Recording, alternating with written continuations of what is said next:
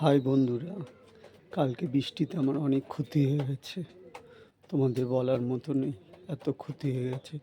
গাছ ভেঙে পড়েছে, সেই টালির উপরে ঘরের কি পরিস্থিতি হয়ে গেছে দেখো। চারিদিকে জল, এখন জল মুছেছি, দেখো জল জল হয়ে আছে। আর দেখতেই পাচ্ছ কি অবস্থা, ভিজে আছে চারিদিকে। এরকম জলে থই থই ওগুলো ভেঙে গেছে, প্লাস্টিকগুলো ছিঁড়ে গেছে, বাঁশ ভেঙে পড়েছে। মানে কি বলবো, বলার মতো নেই। দেখো পরিস্থিতি, তোমরা দেখতেই পাচ্ছ। এখান থেকে টালিগুলো খুলে খুলে পড়ে গেছে, এই যে টালিগুলো পড়ে গেছে, দেখতেই পাচ্ছ টালিগুলো ভেঙে পড়েছে।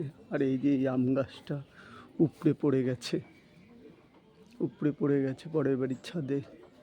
মানে এতটা ক্ষতি হয়েছে কি বলবো তোমাদের। গরিবেরই যত কষ্ট।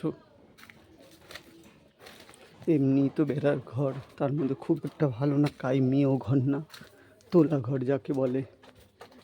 তার মধ্যে এই পরিস্থিতি, টালিগুলো ভেঙে গেছে, বাঁশগুলো পাল্টাতে হবে। তোমরা দেখতেই পাচ্ছ বন্ধুরা কি পরিস্থিতির মধ্যে আছি, কতটা কষ্টর মধ্যে। ঘর ভেজা, মানে জলে ড্যাব ড্যাব করছে জলে, যেখানেই পা দিচ্ছে জলে উঠছে। পায়রার খোপগুলো ভিজে গেছে জলে, সব ভিজে গেছে। ওই পাশটা তো ভেঙেই পড়েছে বাঁশ, যার কারণে জলের হ্যাচলায় চোখেও ভিজে গেছে। কোনো রকম মশারি টানিয়ে শুয়েছিলাম, মানে কি কষ্টের মধ্যে ছিলাম কালকে আমিই জানি। মশারি টানিয়ে কোনো রকম শুয়েছিলাম, সে প্লাস্টিক বেয়ে জল পড়ছে। অনবরত বৃষ্টি হয়েছে, মানে খুব বৃষ্টি হয়েছে। আর হাওয়াতে জলের হিচলাগুলো এসে পুরো ভিজে গেছে ঘর ঠর।